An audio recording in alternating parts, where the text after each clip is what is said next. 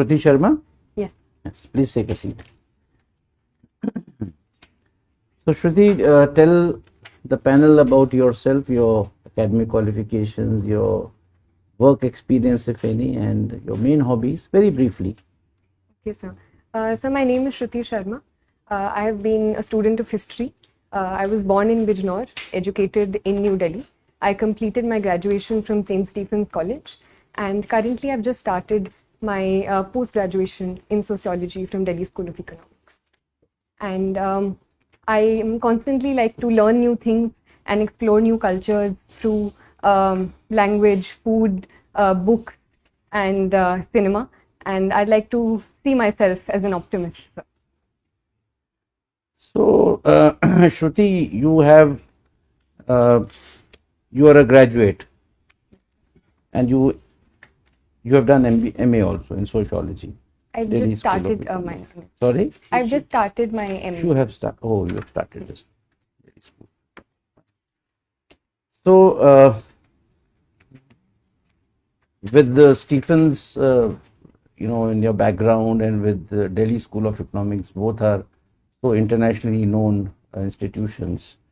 I do not know what you had in mind initially, but why civil services? So there are a number of reasons why I want to pursue this profession.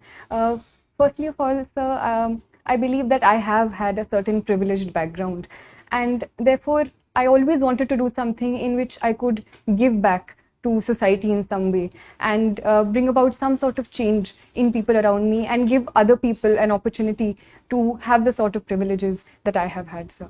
Secondly, I believe, sir, that on a personal level, I believe the diversity and the scope that these services provide can be an avenue for great personal growth and an avenue for learning a lot, which it would provide me, sir. Okay. So, Shruti, you are from Delhi. Now, how the safety of women, the perception about safety of women, has changed over the last, say, about 10 years, ever since Nirbhaya happened? Yes, sir. So, the Nirbhaya incident was a turning point in terms of the global discussion that happened around Delhi regarding women's safety. So, in a sense, it was a turning point, and a very bad incident set the precedent for a lot of good steps that were taken post that time period. So, a number of steps have been taken since that time period by the union government and the Delhi government in that regard, ranging from the Nirbhaya Fund to certain steps by the Delhi government to increase CCTV coverage and reduce dark spaces, to also increasing scope for better mobility for women, be it in the space of women marshals in the buses at that point. So I think a certain progress has taken since that time period. Shruti, have you heard of a matter going on, Hindu minority status? Yes, sir. So I just recently What is read the in the issue, news. if you can just throw some light? So, in the limited knowledge that I have currently, sir, about the topic, it is about the authority of the state versus the center in deciding the status of minorities with respect to religion. So there have been certain cases, as far as I recall, sir, such as the TMA Pi case, which talked about whether the minority status can be decided on a state level in terms of religious minorities, or it can only be decided in terms of the central government. So I think that is the issue. No, but this is primarily related to Hindus being given minority status in those states where they are in minority. Presently, even if suppose in the case of, say, Punjab or JNK, right, Yes. where Hindus are in minority, but the actual minority status is given to those who are in majority. So a PIL is in Supreme Court. Yes, sir. The center has asked Supreme Court to consider this, that we would like to give minority status to Hindus in those states which I have mentioned. Now, since I have already given you an idea, what are your views about it?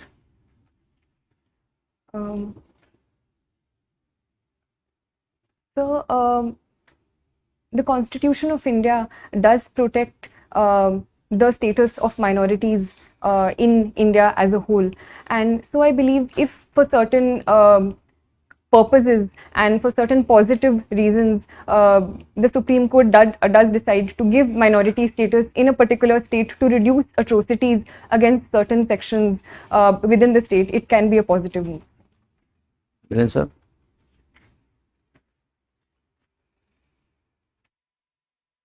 Question, I'll take it on. You see, the Supreme Court does it. Supreme Court in no way is in a position to stop atrocities. It will only adjudicate a matter in view of the constitutional scheme. What does the Constitution provide? So, how do you think it would stop atrocities on minorities, religious minorities at that? So if it can provide in the future a certain safeguards that the minority status can provide and certain special steps that can be taken for minorities in a particular state. Can you give any example when Supreme Court has provided safeguards, laid down safeguards?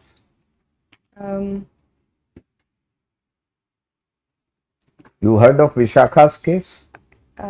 Yes. Okay. You've been a student of history. Yes, sir.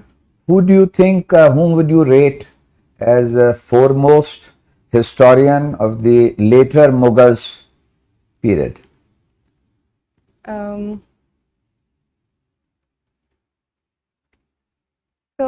Who are later Mughals? I would say the period after the so-called fall of the Mughals or the decline of the Mughals, so post Aurangzeb, so would possibly be regarded So you as the think later Mughals. beyond Aurangzeb are the later Mughals? Yes, sir. So which are not considered so high and mighty in the course of their achievements. Okay. Recently, there has been a talk. Certain people feel that there is a need to review and rewrite India's history. What is your take on that? So I personally believe that the writing and rewriting of history has been a continuous part and parcel of history since time and forever. And I believe rewriting of history is always a positive step. But at the same time, I believe this rewriting should be based on certain facts that history recognizes and the range of sources that history as a discipline recognizes. So if the rewriting is done in that regard, it can only lead to more positive debate and discussion in the long term. What do you understand by Warsaw Pact? So the Warsaw Pact was a pact signed in 1955 in the context of the Cold War, led by the Soviet Union. It was a security pact formed in the context of the formation of the NATO and an opposition to the NATO, sir. I have another question from history, on history. What was standstill agreement? Sir, I can't recollect at this point. Okay. In your resume, I found that you took part in parliamentary debates. Now, how are the at school or college level debates different than parliamentary debates? Sir, in college there are a number of formats of debate we participated in, ranging from parliamentary debate to conventional debating to turncoat style of debating, and there were a lot of variations there. The structure of the debate is a 3-on-3 format. So while certain positions were the same, such as opposition, leader of opposition, there was a whip speech as well. But I believe the parliamentary debates at school were on a particular topic. They were more structured and within a certain time limit, sir. As compared to parliamentary debates in the parliament, I do feel that sometimes they are quite long and are not in a point-to-point format as we discussed in school and college. One of your pastime or hobby is exploring word cinema. Now, what is exploring word cinema? What does it involve? How do you explore it? So the reason I chose the word explore is because I am no authority on world cinema, and I like to see and look at movies as they come to me, and as one leads to the other. So ranging from Iranian cinema to cinema of Hong Kong. You are not a student of languages.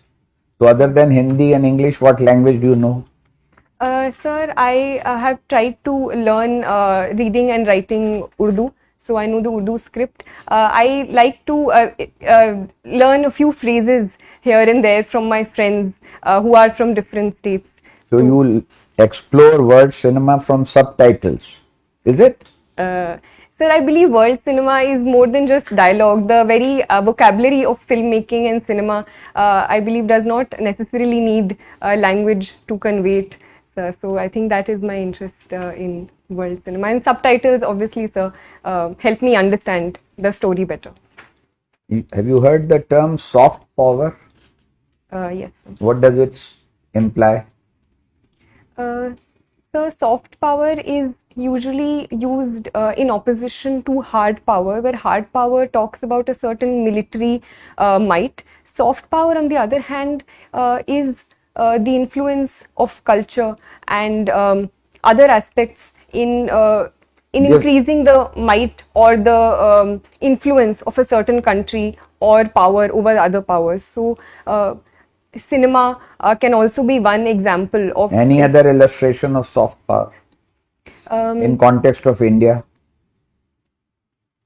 So India's cultural outreaches, for example, yoga and international celebration of the International Yoga Day across the world can also be an example of India's soft power. Okay, thank you.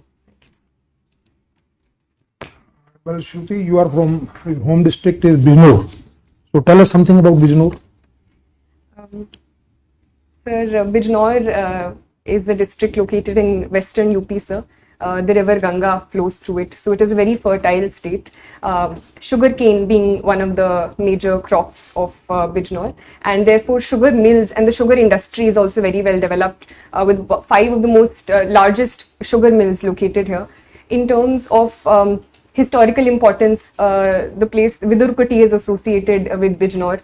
There are a number of prominent personalities from Bijnor, ranging from Vishal Bharadwaj in cinema to poets like Dushyant Kumar, to historical figures like Abul Fazl associated with Akbar, sir. So it is truly a very rich. What product has been assigned to Bijnor district as a part of ODOP scheme of government of UP? Sir, woodwork and wooden craft, especially associated with Nagina, is assigned to Bijnors. Okay. So what is this Amrit Mahotsav? We keep hearing about Amrit Mahotsav. What is this Amrit Mahotsav? Now the whole country is celebrating Amrit Mahotsav. Sir, the government of India is celebrating 75 years of India's independence through Azadi Ka Amrit Mahotsav, where we are celebrating the Indian culture through performing arts, through our handloom, through celebrating our history. So various steps have been taken under this, ranging from establishing tribal museums to organizing certain cultural events to organizing quizzes related to India's culture on online platforms as well. Okay. So basically we are celebrating 75th year of India's independence. So even after now 75 years of independence and so much of progress on various fronts, still we have a good number of people who are having severe problem of poverty. As per recent data of Niti Aayog and even the international poverty check, we have, I think the number of course varies around 7% to 12% from different sources. What could be the reason why we have not been able to tackle this problem? So, I believe that a lot of progress has happened since the time period of India's independence, where close to 60 to 70% people were below the poverty line, to currently today, where close to 20% are considered according to the Tendulkar committee report. So a certain progress has taken place and the progress is ongoing, sir. But simply because of the huge challenges associated with such a large country, with such a huge population, and the over-dependence on agriculture to a certain context, I believe has been responsible. But government steps are ongoing to reducing these hurdles by taking steps in the realm of industry, in the tertiary sector and other spaces. What is the current size of Indian economy in US dollars terms, approximately? I can't recollect the exact. Okay. So we have set a target of 5 trillion US dollars economy by 2024-25. Currently we are at around 3 plus. Do you think we'll be able to go somewhere nearby by that time? Is there any, what measure do you think can Government of India take to really give a big boost to our growth? Yes, sir. So I do believe that I am an optimist. So I would say that we can surely reach this level. Certain obstacles are there, especially in context of the COVID pandemic and certain repercussions of the COVID pandemic, which have been on the global economy as a whole. But personally, sir, and as per the Niti Aayog report as well, infrastructure is one area where we do need to spend a lot of money in. So the Niti Aayog has said that $4.5 trillion should be spent in infrastructure creation till 2030. So that is one area we need to work on and are working on. Secondly, sir, is the area of industry and manufacturing, which the government has also given a lot of importance to, especially the PLI schemes and Assemble in India programs, which we are encouraging. MSME is also one sector in the manufacturing sector. Through various Mudra schemes, we are pushing forward. Thirdly, sir, is agriculture, because more than 50% of our population is dependent on agriculture, and unless and until we tap on that front and diversify and add more value-added products to agriculture, that can't be done. So in that context, giving importance to food processing industry is important, and bridging the gap between the farmer and the market through technology is also one step. So what is the scheme for basically promoting this food processing industry launched by the Government of India? So there is this scheme,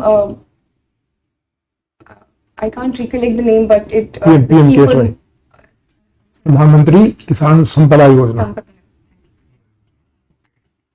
So in your opinion, which is the very significant public policy initiative in the last couple of years by Government of India, which has done really, in your opinion, has done really well? Sir, I think in the light of the COVID pandemic, the PM Ayushman Bharat Yojana has been very instrumental in expanding the public health infrastructure across the country and providing affordable healthcare to most sections of the population. So in your hobbies, you have mentioned practicing yoga. So you do it every day, or? I try to. Okay. So recently, one very important development has taken place with respect to traditional medicine. Are you aware?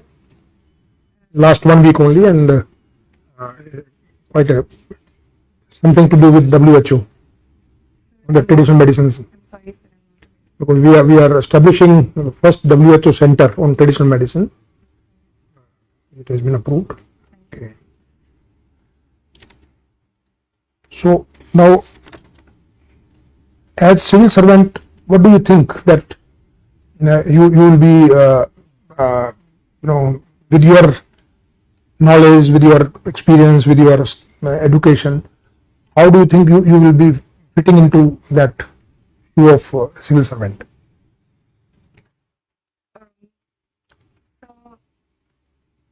Sir, as per my background, I feel that my background in history can help me understand present social realities in a more wholesome way, and therefore solve them using that background of history and the social sciences, sir. So firstly that. Secondly, sir, I believe I think I do have an ethic of dedication towards my work, and personalized work ethic, where I'm able to stick to deadlines and perform work in an organized manner. So that I think can help me, sir. Thirdly, I believe, sir, that I like to work in teams, and I have good interpersonal relationships with people around me, and I have been told so. So that also I think can be an asset. So have you any experience of working in a team in your college or university days? Yes, sir. I was in school. I was in the student executive, and I was appointed as the secretary of cultural affairs. Okay. So we organized all school events and participated in and organized all the events during the entire school year. Thank you. Shruti, you are a student of history Yes, sir. and you have sociology, you're studying sociology. What was your optional paper in the exam? It was history, sir. It was history. Yes, sir. Okay. What stand has India taken on the Ukraine war? Sir, India has taken a multiple stand on the Ukraine war. It has taken a very assertive stand in first and foremost condemning the violence perpetrated by both sides. So, and it says that it is bound by the UN Charter and stands for UN Charter and territorial integrity and sovereignty of any nation. It has also been talking to both sides and arguing for and asking for a position of dialogue and diplomacy to solve the war and a complete cessation of conflicts.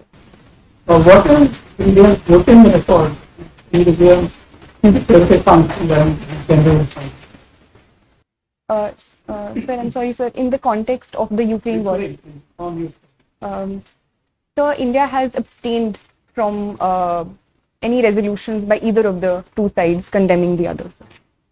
Is abstaining meaningful, or does it mean that doesn't mean anything? Sir, in the context of India, I think it is a meaningful stand, and it helps India maintain its strategic autonomy on the issue and upholding its national interest in both cases, at the same time providing itself an avenue for talking to both sides simultaneously and not antagonizing any of them.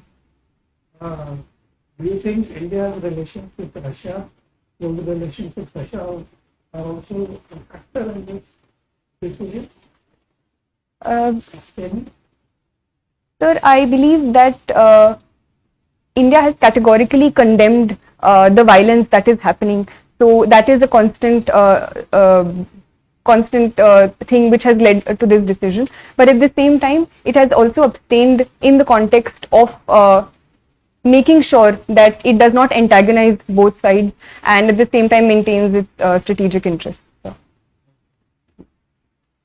Why is the US so keen to expand NATO to include Ukraine? Why?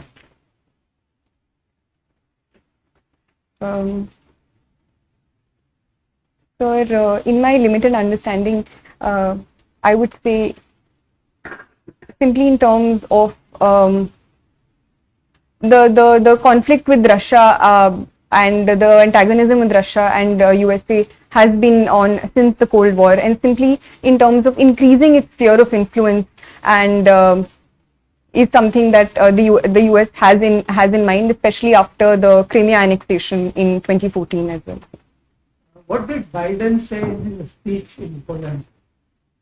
He came out with the real intention to, what was his real intention in extending NATO, including Ukraine? Sir, I'm not aware about this exact He said statement. we want to change the regime in Moscow. Regime change. Okay. And Russia is the real time. Okay, second question. You must have read about the partition of India. In your view, who was responsible for partition of India? Because different people are saying different things. Some are saying Jinnah was responsible. Some of our own stalwarts are saying Nehru and Patel were responsible. In your view, who was responsible? So, So the unique thing about history is that we never get very direct answers in any case. So there is always a conflict of interest. And I personally believe it was a sum of many things together which led to the partition. And it was especially the political developments which happened in 1946 and 1947 due to the political violence and the violence which happened in Bengal and Punjab during that time, starting from the Direct Action Day, as well as the role of certain politicians such as Jinnah, and the political mobilization that happened after that, which ultimately led to the partition, along with the role of the British governments. Who was the person or the party responsible for demanding the partition of India? Sir, it was the Muslim League led by Jinnah. Masters in sociology. Okay. So tell me, is an individual shaped by society? Yes, sir. Sir, I do believe that an individual, right from his or her birth, is constantly shaped by the society he or she lives in. Okay. Okay. What is your view on taxation on digital currency?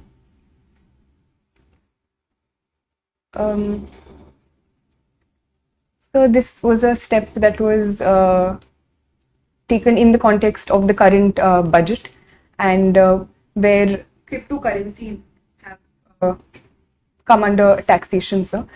Sir, I think it is a good step in terms of bringing into ambit and increasing a source of revenue for the state for a reality that is increasing around the world, and so it is an area which was not under the ambit of state taxation. So I think it is a positive step that this area has been brought under taxation. Okay. You do not seem to be very keen on joining police services.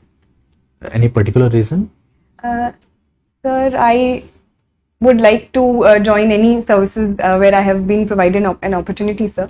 But since I was provided these options, as compared to the other services above it, I personally feel that I am temperamentally more suited for the other services, and I've talked to other friends, and it also involves arms training, and that I would personally be less comfortable with, but I would be overjoyed if I get to perform in the services, and I would do it to the best of my abilities. Thank you. I pass on to Chairman, sir. Shruti, we have asked quite a few questions Yes, so far. Any question which we may not, any topic which we may not have covered, or some topic which may be of your choice, you would like to ask the last question from the subject of your choice? The poetry is something that I. So really- poetry, tell me which kind of poetry you recite or write, English, Hindi? Sir, I like to read Hindi, English, as well as Urdu poetry, sir. But one of my favorite points recently is Sarveshwar Dayal Saxena, sir. So tell me, how have poetries helped in the India's freedom movement? The poetry is a very potent tool in raising the motivation of people and raising the sentiments of people. So poetry has been a very important part of the freedom struggle as well. One immediate example that comes to my mind is Faiz Ahmad Faiz Subh Azadi, which was in association with the freedom struggle and the partition specifically. So thank you, Shruti.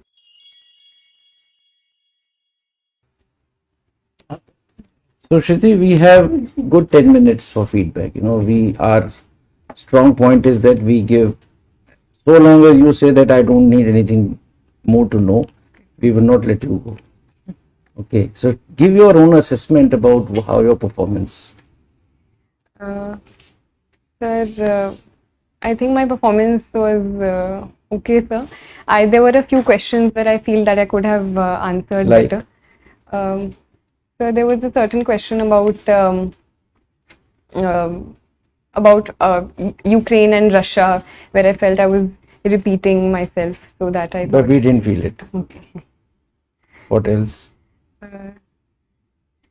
So there were a few things I couldn't recollect, like the standstill agreement and things that I think I should have answered, like the Biden speech, as well as a factual question asked by Sir. So there were certain things which I should have known about the yoga and Okay. WHO, which I couldn't recollect at that. Right. So Shruti, the panel's assessment is, one or two questions not answering, not knowing the facts, really doesn't matter.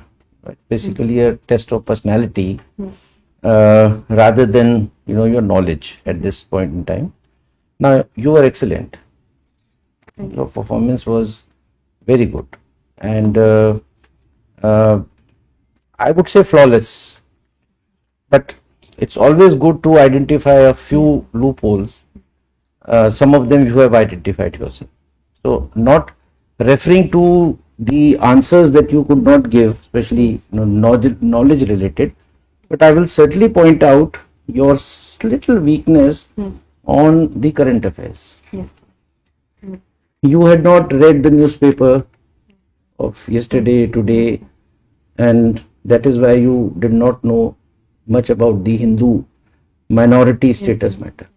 Otherwise, you would have, just like other answers, you would have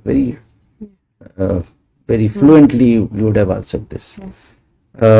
Number two, we were slightly amazed that when the esteemed member asked you about the how much $1 trillion economy Yes. India is, you were just blank. And when he again asked another related question, then you were, you were so fluent and thorough in all the matters, So what made you just keep quiet on that question? Sir, I'm not very good with the facts, and so No. I think I need to brush up on. No, that's okay. So my advice to you is generally the facts are not asked, right? However, certain macro indicators you're supposed to know. अब कल आपसे कोई पूछे GDP का क्या है, sir वो fact है ये, तो फिर ऐसे तो एवरीथिंग इज अ फैक्ट. सो अब फैक्ट में होगा कि कुतुब मीनार किसने बनाया, ताजमहल किसने बनाया और कितने वर्कर्स लगे थे ताजमहल में, ये तो नहीं पूछेंगे. But these are broad indicators, inflation, GDP, how economy has gone down up to what was the negative GDP that we registered during the COVID and all. These are things which you are supposed to know. So my advice to you is, when on such a question you were asked and you did not know exact the number, don't keep quiet. Sir, I am not able to, as you had said in many other questions, I am not able to recall. But you knew about $5 trillion economy. You knew. Yes. Immediately उसके बाद कहिए कि sir, I am not aware exactly how much we have recorded this year. However, I am very much aware of the fact that India is aiming to become a $5 trillion economy. Initially, it was to be accomplished by the year 2024-25, and that's all. Then he can ask you. In fact, the basic idea about asking the question was not to test your knowledge as to how much is the. Yes. It was basically to know, because if you are not able to answer the first question, he need not go into the details. No point in embarrassing the candidate by asking a question again and again जिसके बारे में आपने पहले ही surrender कर दिया. So have you understood? Yes, sir. If you know a little bit about it, you can always say कि sir, I am sorry, exact, I do not know. Then he may say, just guess. Now, that also would not be done. But even you cannot say somebody, I was told in the mock interview that you will not ask such a question. You can't. उसका जवाब तो देना ही है. कई बार hazards भी आ जाते हैं. Yes, sir. But there are certain norms, rules, but there are certain hazards, which are away from the norms and rules that you have to be prepared for. Thirdly, your first question about giving back to the world.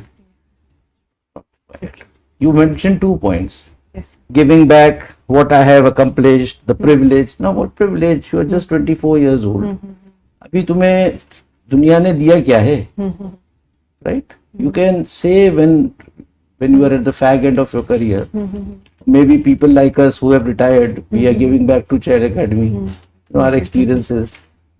So at this point in time, this answer is not apt. But second thing that you mentioned about diversity, you expand that a bit more, right? So public services, the basic difference between whether you are an academician, whether you are a corporate in corporate sector, when you have to choose the civil services, the first thing is that you are joining a public service. You're keen on public service. That is the uniquest part about civil services. तो public services में कई बार ये भी पूछते थे, public service करनी थी तो you should have become a leader, political, you should have joined politics. Yes. Somebody can ask you. So you can, find an apt reply to that, but वो पूछेगा नहीं ज़्यादा. So these are the 2-3 things which otherwise in terms of communication, in terms of your body language, in terms of your confidence, in terms of your fluency and the use of words, Shruti, I must say that you selected such rightmost words, to explain your point. That's your strength. So we have assessed you as 70%, which ours is the highest. So you have begun with a good note in the morning, and any questions if you have. Yes, sir. I wanted to ask one thing also, which sir asked about the IPS. So, do you think I can give that answer, or is You it gave the right appropriate? answer. Yes. May I please I share everything which the chairman has said. I myself am particularly pleased that you have given the foreign service as a second choice. You are the first candidate who has not given it as a third choice. Yes, sir. And but if you have given it as your second choice, Yes, sir. then for issues like Ukraine, you need to go a little deep into the matter. Okay, sir. Okay. So that is what I would like to say. Selection of words was mentioned, and that is a skill, and one of the essential skills required for a diplomat. Yes, sir. So don't change. My own advice is don't change your option. I'm joking. Okay. To you. So once I wanted to ask sir, what would be a good answer to the question where you asked about is Russia one of the concerns why we have abstained? Russia is the concern, which is the main concern. Yes, sir. Because the US has been putting pressure on us Yes. to vote with them. We have resisted that pressure. Why? Because of Russia, because of our dependence on Russians arms imports, which are very important for us. So, as you said, national interest is the most important thing. So, our national interest is to stay neutral in this. What should we? In any case, I think it is an unjust war inflicted by the West on Russia. Yes. I'm not. You don't have to say so many words, but most of us in Delhi, the foreign service community, they see it in these terms only. So it is all. You are also on the right side of history. Though your Western media will tell you that you are, why is India not voting for us, this and that. But if you ask this question, then you say because of our national interest, because we import arms. And at this point, with China on our border, one side, the arms need spare. Okay, sir. Yes. Anything else, Shruti? So you were saying something. Sir. Shruti, I was telling that the question about the why IAS, why not IFS. Normally, it is not asked. This is again in that hazard category. And if it is asked, and the reason why it is not asked, that the interview board doesn't want to give any particular importance to any service. That's one. Number two, the perception of the candidate should not be like this, that this service is superior, this service is not so superior. You haven't got into any service. You can get anything, so why should you get disturbed about it? in case somebody asks, like it was asked today, the best thing would not to compare the services, which you did not, and take it on yourself. Sir, I am best suited. I thought my personality or my not even liking, I'm more suited for, or I'm not suited for the Indian police service, which you said. Without criticizing, sir, a lot of foreign, this is a lot of traveling, I want to be in India, this, that. Or my father said this, mother said this, no. Just take it on your own. You are more, I think, suitable for this particular service. So I thought that I'll do justice with that service if I get it. You can use the word temperamentally, which is a fact. It's not like me. I'm temperamentally not suited to the police. Yes, sir. Yes. Temperamentally. Right? Thank you so much. Thank you, sir. All the very best. Thank you, sir. And if you have done your means, Shruti, we are anxiously waiting to see your name in the list, final list. Thank you, sir. Yeah.